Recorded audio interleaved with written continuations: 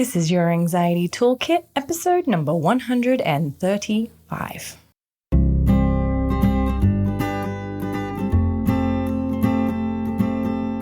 Welcome to Your Anxiety Toolkit.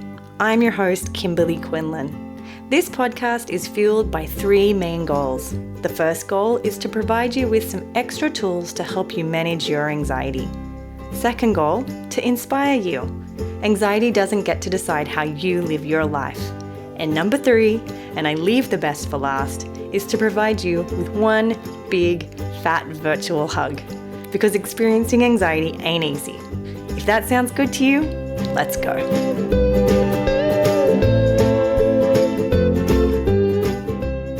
Hello, and welcome back to another episode of Your Anxiety Toolkit. I am so excited to have you here with me today. I have an amazing interview that I can't wait to share with you. But in the meantime, I want to fill you in on a couple of details, things that we need to remember. As you all know, I have been telling you over the last few episodes that the OCD Game Changers event is happening in Denver again.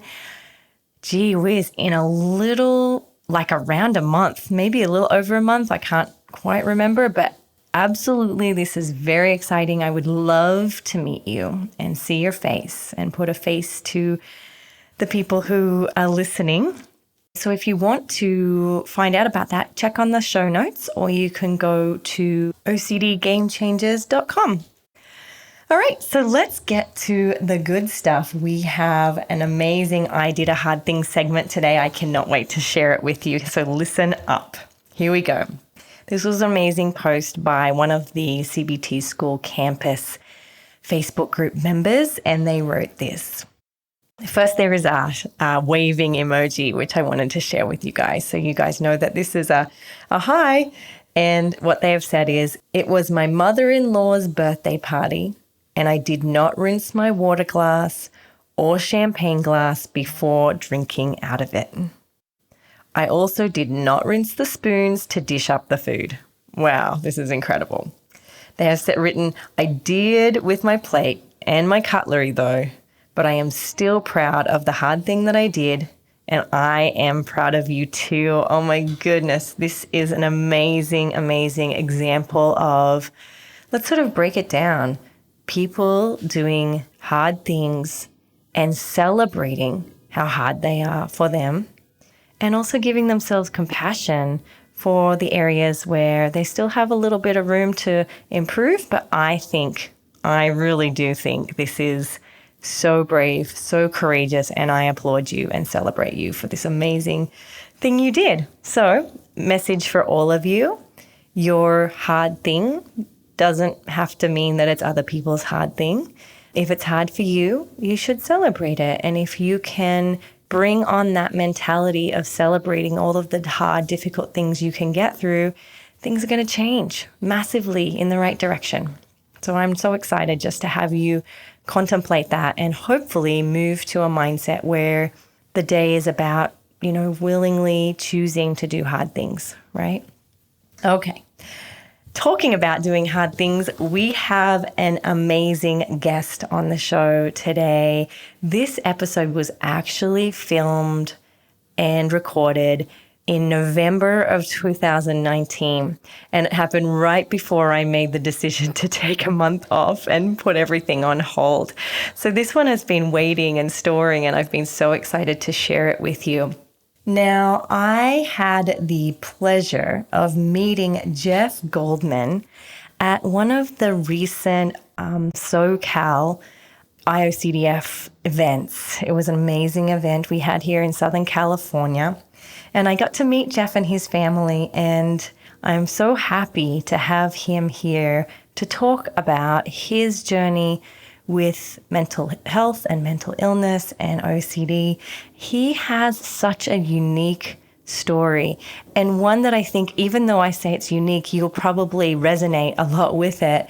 But I love the way he tells the story, and I love how open he is and vulnerable he is, and how willing he is to share the real ins and outs of what recovery can look like. I know a lot of people sort of assume that recovery is a linear process. And we all know that that is not true. And I just loved how Jeff really brought that to the conversation. Jeff is a Hollywood executive, and he is also the director of development of OCD SoCal, which, as I said, is an affiliate of the IOCDF. And he is here to share his story. So welcome. I'm so happy to have Jeff, and I'm sure you'll enjoy this episode. Well, welcome. I'm so excited to have Jeff Goldman on today. Welcome to the podcast. Thank you for having me. So tell us a little bit about you. I know a little of your backstory, but I really would just love to delve into it as much as you're comfortable doing so. Tell us a little bit about your story. So, born and raised in Chicago in the late 70s, I, as a child, was told, I don't have many memories, and now looking back, some are coming back, which will become relevant as we talk, but I was a horrible kid in the sense that my parents said that I was always acting out, I was always doing obnoxious and crazy things. I, at the time, had these crazy thoughts in my head and was afraid to kind of communicate them. At the point, I didn't know what they were.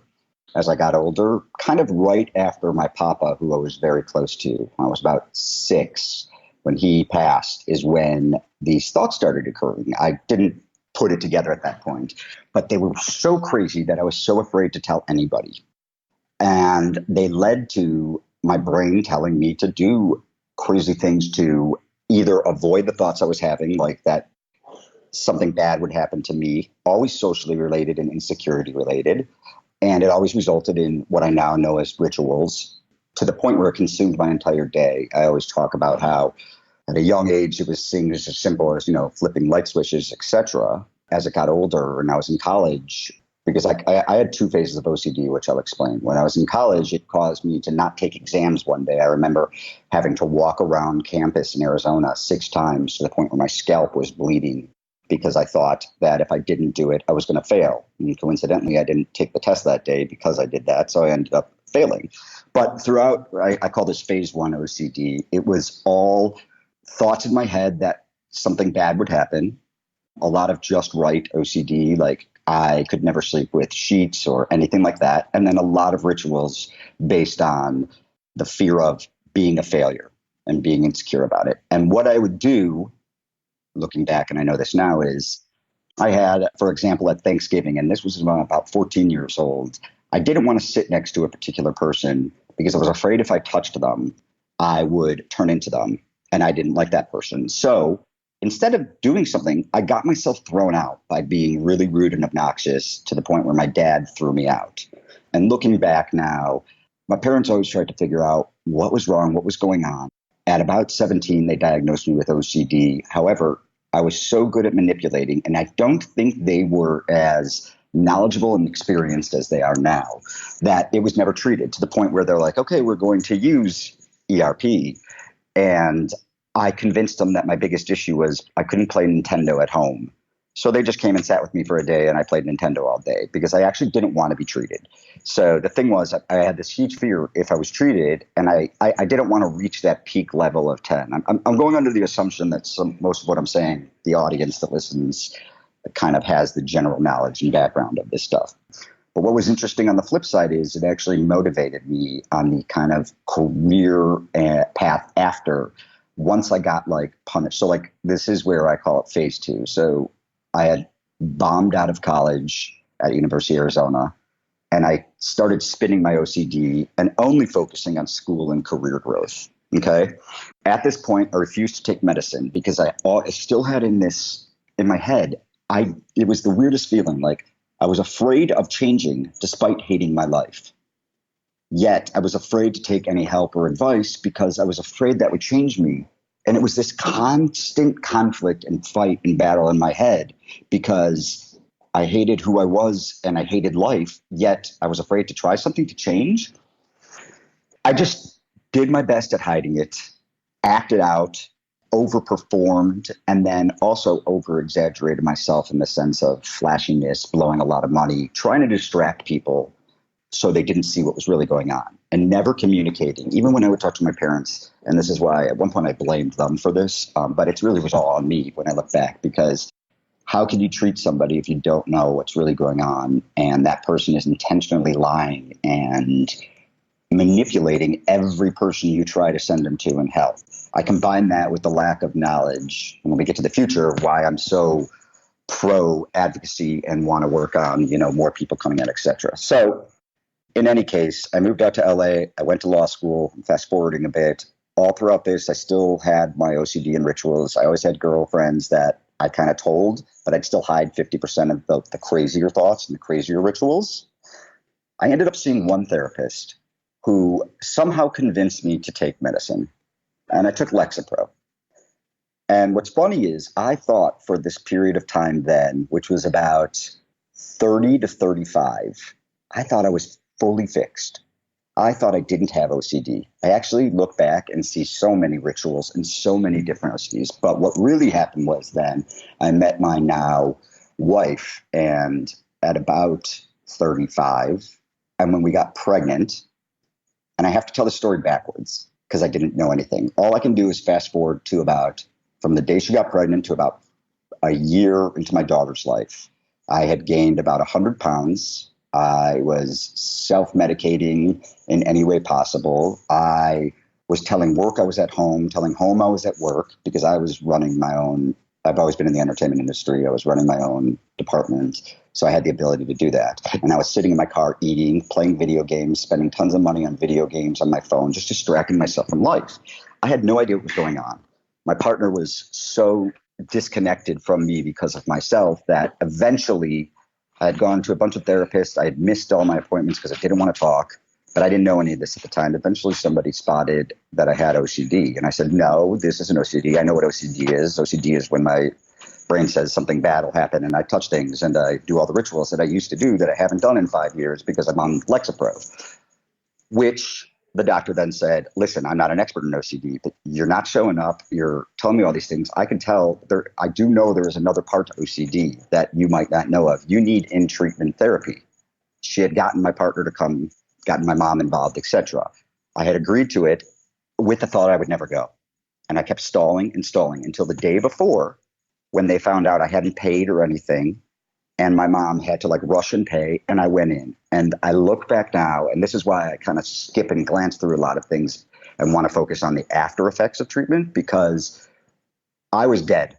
I mean, I was dead. I would never commit suicide. I don't believe in it. But if on a scale of 0 to 10, I couldn't have been less than a 0. I mean, it had to be a 0. I was not living. I was not present.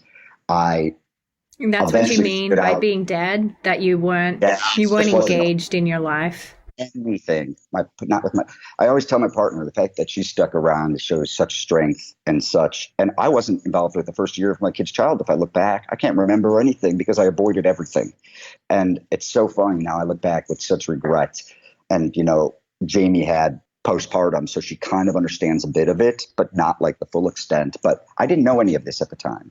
It wasn't until I was in treatment. And I have to say this, it's there's so many therapists out there. I've been to so many therapists. I think it is so key that you find a therapist that can call you out. If I had a therapist when I went into the treatment center, and it was called PCH, that literally by day 2 had my number. I thought I was going to be there for 1 month and then just get out and life. But I ended up doing it for months because I say name it to tame it.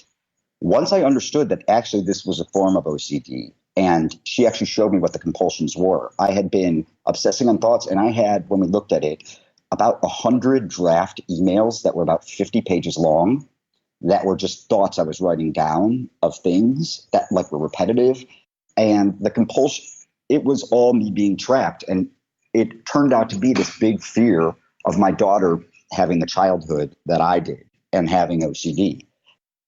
Once I recognized that and opened myself up to learning the tools and really learning about OCD is when I call phase 3 of my life is kind of continued therapy, the advocacy, and using my skill set now to get myself out of the funk. And I think that's not a one-man job. I really lean a lot on my family to pull me out of funks, because when you're at a 10, you don't know you're at a 10.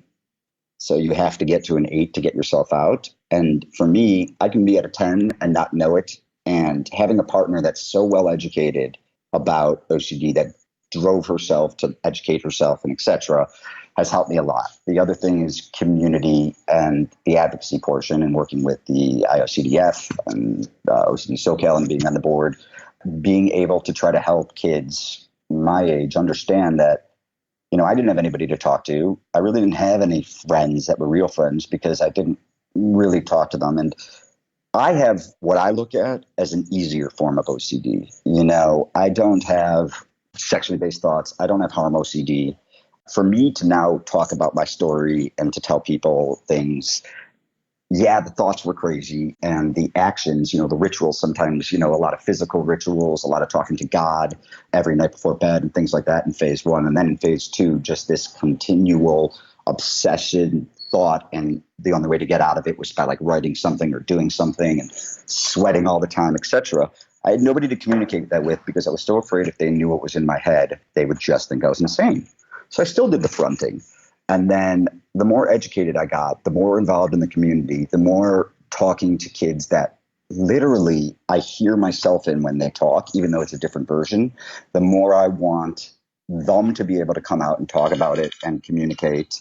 Because the way I look at it is, if we look at something like cancer, when somebody says you have cancer, you immediately get the sigh, oh, I feel bad for you. It's kind of like known. But when you say you have OCD, and no offense to celebrities or whatever, people think it's about keeping your hands clean and things like that. They really don't know about the thoughts that we have. And to the worst extent, those that have harm OCD or pedophilia OCD, they think they're a pedophile if you tell them your thoughts. And there's a clear ignorance. And I'm hoping that if you look at AIDS back in the 80s, people wouldn't touch somebody with AIDS. And the more people that came out, the more that were kind of communicative, the more that they could be studied and the more it became accepted in society. And my hopes and prayers are that we're small, but like we can grow to a point where those kids that can't talk about it and that like me, were afraid to talk about it, but it's so much worse, have an outlet to talk about it and do get proper treatment. Because I firmly look back and say, and by the way, on that scale of 0 to 10, I'd say I'm probably a 6.5 right now. I got a long way to go. I still live with OCD every day. I still have to, fight the fight all the time, but I have tools now and I can be present and I can be grounded. And when I'm with my wife, when I'm with my child, I am present. I'm there. I'm actually experiencing the moments. And I didn't do that before because I was so wrapped up in it and I didn't have an outlet.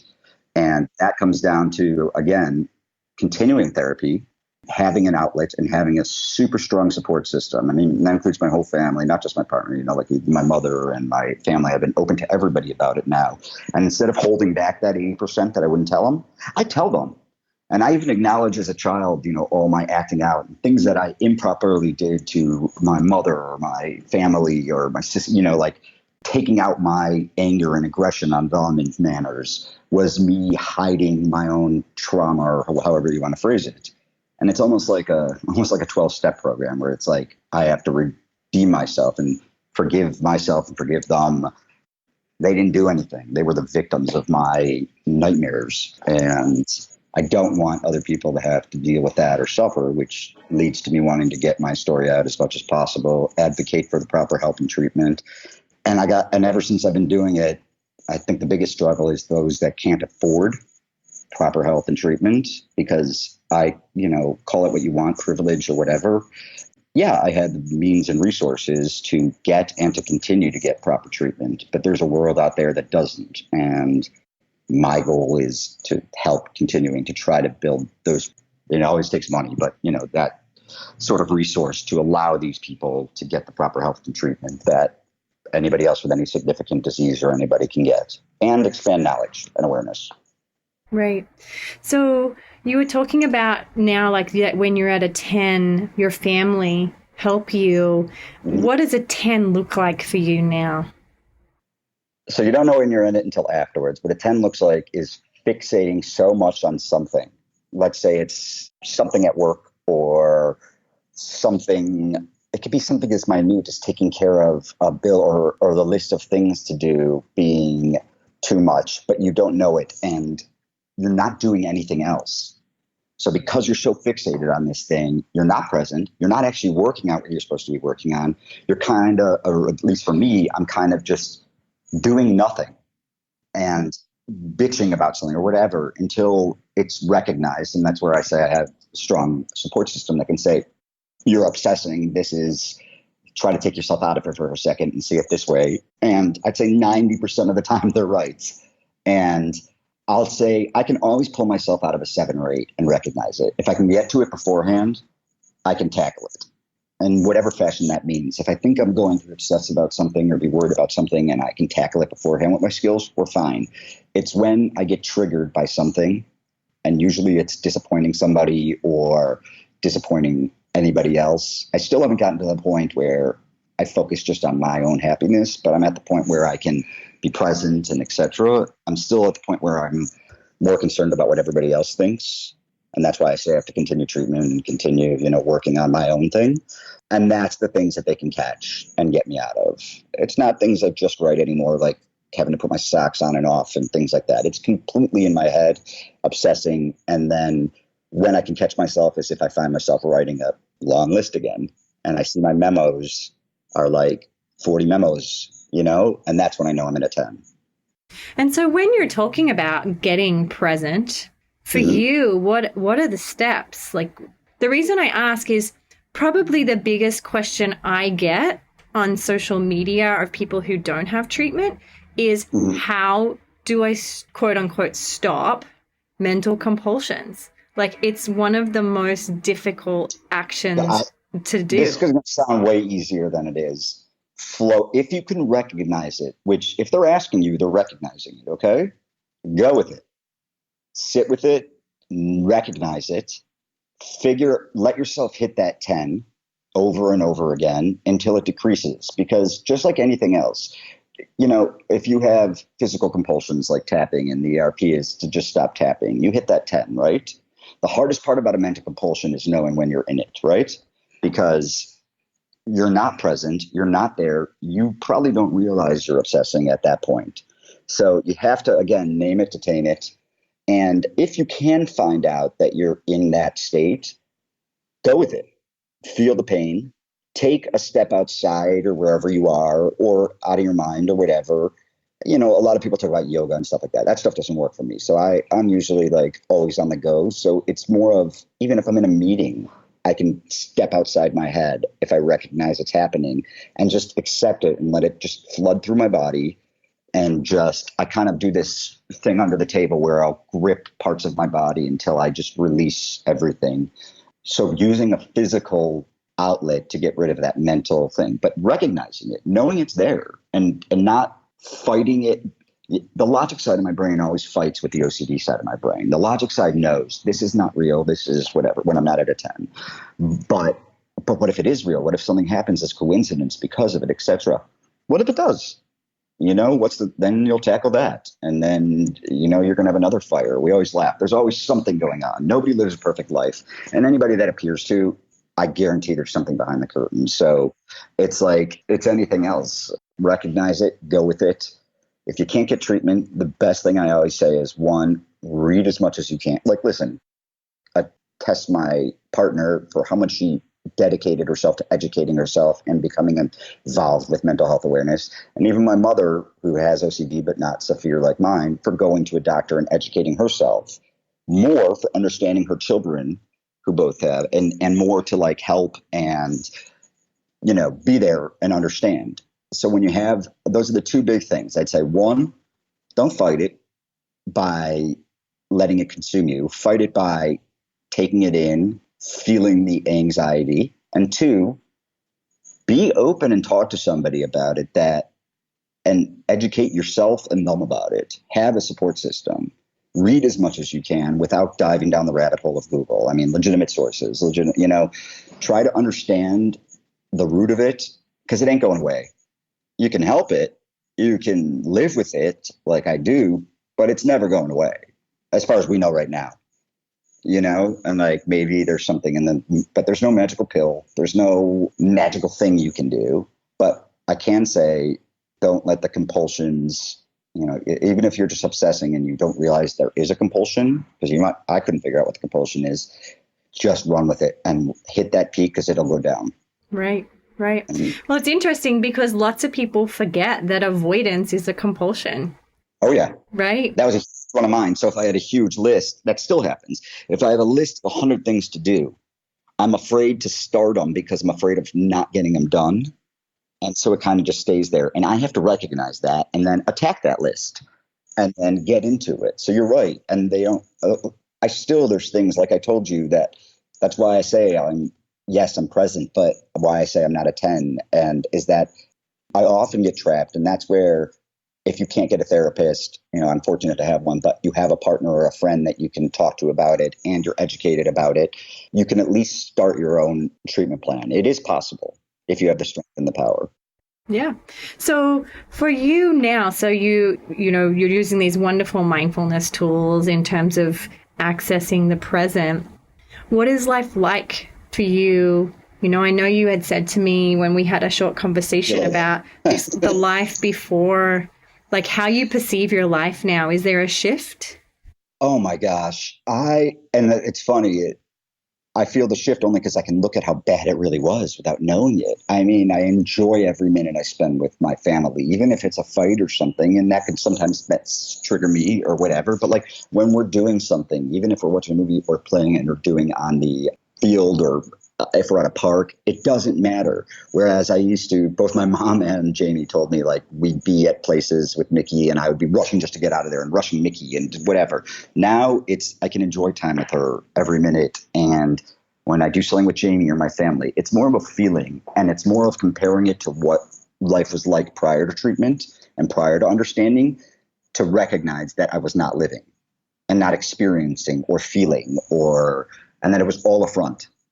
And then really like making time for yourself as well. So like I said, I always have these obsessions about like, oh, if I'm not home, something bad happens to them or whatever. But like fighting against that, it actually makes it better.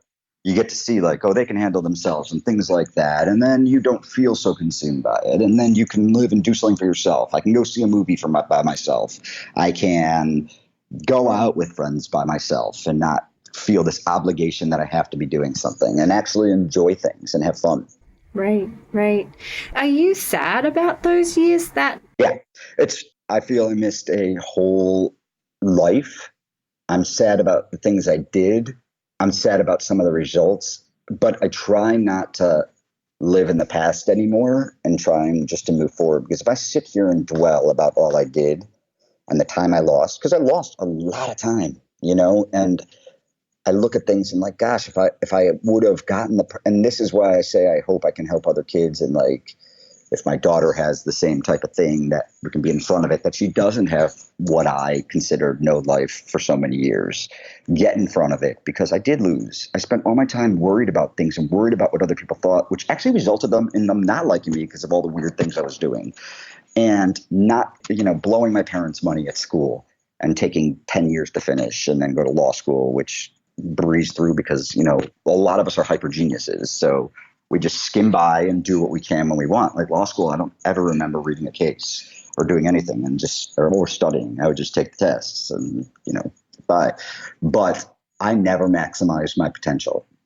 And so that leads to a bit of regret. But I'm most upset about the people I hurt along the way because that's things you can't take back.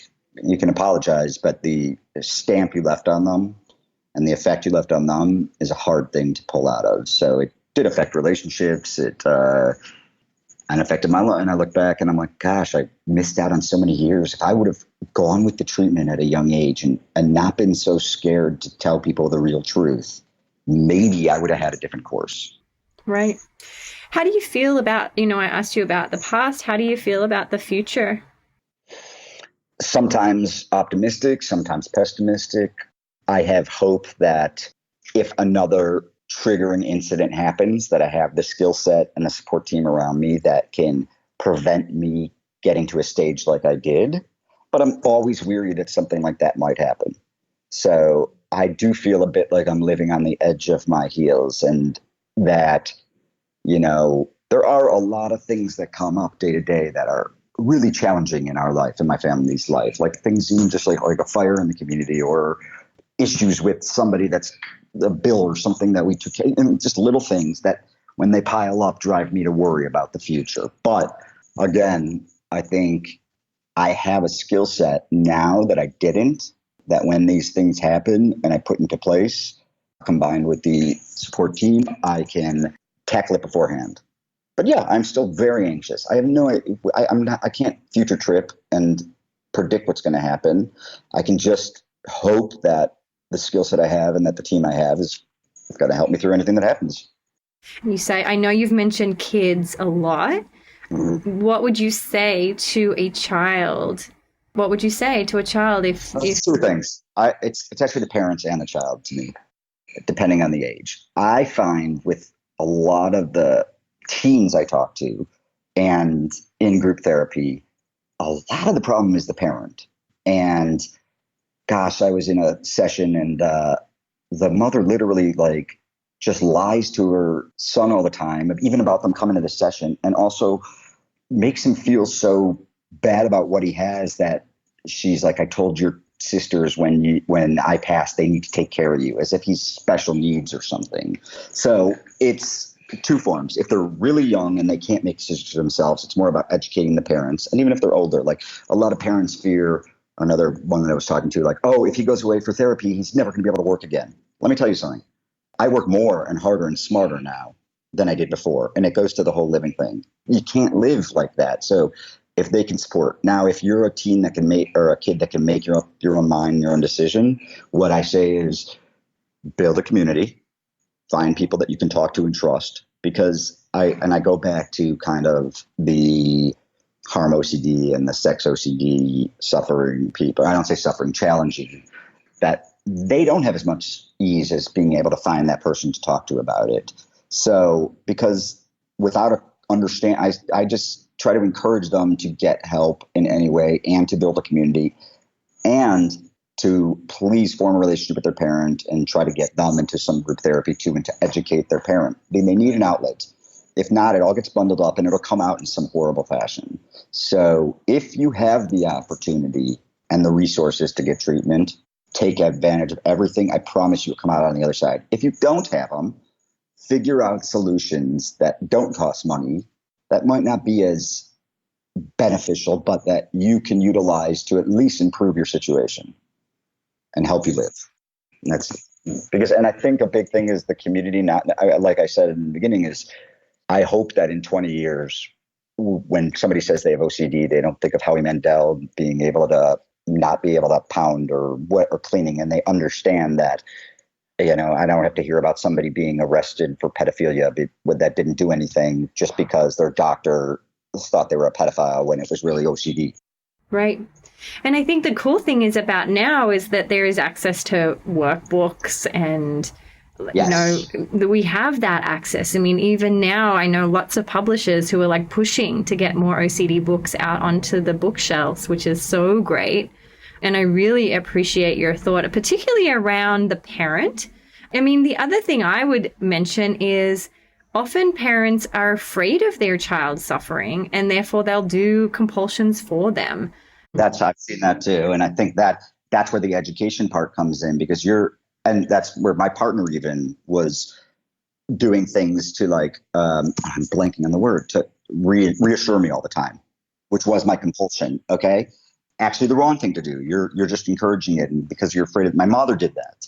So I always tell people, take for a parent that doesn't understand it, the easiest place to start before even reading and figuring it out is to actually look at a Y box and understand all that. Once you like kind of read a Y box, as funny as that is, you kind of can see all the things that relate to OCD. And it's almost, because I've been in group therapy sessions with kids that have all different types of OCD, but the parent of one is so proud of their kid and they have just right OCD, but they're scared of the other kids. They're not realizing it's the same thing. And it's education. And it's like, I do put a lot of onus on the parents for kids because of the reassurance and the assisting and the fear of them turning out bad. So actually helping them or not helping, you know what I mean? It's like, that's where I come to having a good support system and education. Right. And for those who are listening, if you are a parent or a loved one, I would actually encourage them to, if you Google family accommodation scale for OCD, there's actually a legit science proven questionnaire for family members to help them identify where they're doing compulsions for their family members. So that's an option too. If anyone's that, and that's good. Yeah. It's called the FAS, Family Accommodation Scale for OCD.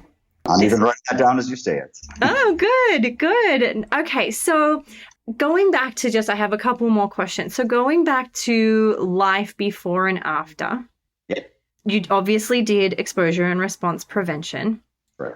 But a lot of your obsessions, it sounds like, correct me if I'm wrong, were related to how people saw you or whether they judged you.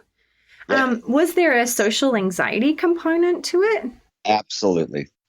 I always wanted to be accepted. I always wanted to be liked. I always wanted to be the best at everything. And the truth was I was a failure at all that stuff because the compulsions dictated it. It's this roundabout circle that you just get trapped in and you think that you're getting out of it. And now it's kind of like, yes, of course I care still so much about what people think, but I also recognize that I'm obsessing about it and that I focus on me in order for them and be the real me, not put up a front, not fake something, not throw a lot of money at something or get a big house so people think I've got this great life. Just be, I tell people when things are complete garbage with my life it's just like, own it, and they'll actually like your sincerity more than the front you're putting on. Yeah, there's such a vulnerability to that, and vulnerability in and of itself is an exposure, right? Like it's a really hard emotion to tolerate. No, the reason I asked is because I think that you sort of really beautifully, the way you explain it is that other factors can also impact the level of anxiety. Like if you have fear of being judged, that can impact your general experience of anxiety. I know a lot of people have said that depression really impacted their compulsions as well, or, other issues like eating disorders and so forth. So it's interesting to hear that you were managing multiple things at once. And that's something that also, it's like with OCD, I call it whack-a-mole, as I'm sure you have also. It's in me all day. It's in me this whole conversation. I have thoughts, but I have to get out of it. You know what I mean? So it's like, and it shifts to something else that I'm worried about. Or I start thinking about something I have to do and I start worrying about it, but I just have to pull myself back in. And, right now I'm talking to you, so I'm focused on you. And whereas in the past, I would probably be doing emails on my phone, watching something, being afraid I was not doing something at the time. It's like, the world's not going to explode. Nobody's going to, and if it does, it's not my fault. Exactly. It's like I didn't cause it. So I'm here, I'm looking at you. And then every time something does come in my head to distract it, I just drive right back to what I'm doing. Right. So valuable. And I mean, you're giving it in the real time too, of just like those skills, and having to do them repetitively. It takes a lot of energy. It does. And a lot of, it sucks. I always say it sucks. And I do get sad sometimes. It sucks that I have to do this every day. But I think acceptance, and this is why I kind of compare it to like 12 or whatever. Like, I think until I accepted and understood it, I couldn't do anything about it. And I had to accept it. And that I had to really say, Jeff, don't count on there being a magical cure or fix, because this is your life. So figure out how to deal with it. Otherwise, you're going to crash and burn like you have a number of times. And if a magical cure comes along one day based on everybody coming out and talking, and, that to me would be a cure. The ability for other people to talk about it and me be able to talk about it and with more. But like, to date, we don't know of anything that's going to eliminate this. So accept it, do your best, and just be the best that you can be. So I'm at a 6.5, but that's my 10 right now, Right. Oh, I value your time and your experience so much because, and again, I love when someone tells me how it really is, because, there are people out there who, if only the stories are like, and it's beautiful now and everything's fine, people get stuck thinking, why am I struggling? So I just love when people can be honest. Yeah. And know that there is, if you're listening, like a parent to or a kid, and you have anything that you think is even remotely like this, there's so many of it's funny, ever since I came out and I started telling my story or started speaking or gotten involved, how many friends from around the US have reached out. Oh my gosh, my kid has, or I have, or whatever. And I'm one person doing that. So now imagine if everybody could do that and we can really spread that and then have more doctors and more money and all that. We could get better. Again, I can't guarantee a cure, but we can definitely get better. Right. I agree. I love it. So tell us, where can people find out more about you and the work that you do? So most things if you go to OCD SoCal, is the board that I'm on, actually business development, director of business development.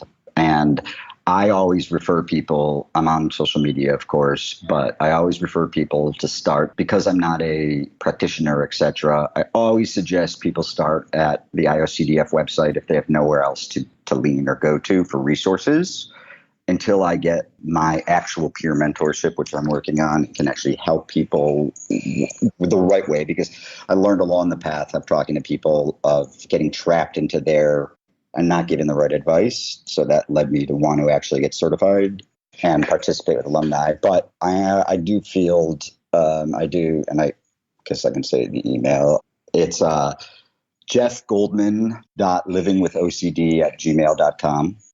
And most of the time when people email, if I know them, and I can recommend looking somewhere or resources for, if it's somebody that needs to vent. I also highly, highly, highly, highly, highly recommend finding, there are so many good social media groups that have now been created that are kind of private groups that are non-judgmental, that people share their stories, they ask questions, both parents and kids. There's a lot of legitimate ones that you actually have to, and so do your research. I don't like to say them per se, because you have to think they're right for you, but they're out there. And we're in a world now, in an online world, where that can be a source of help.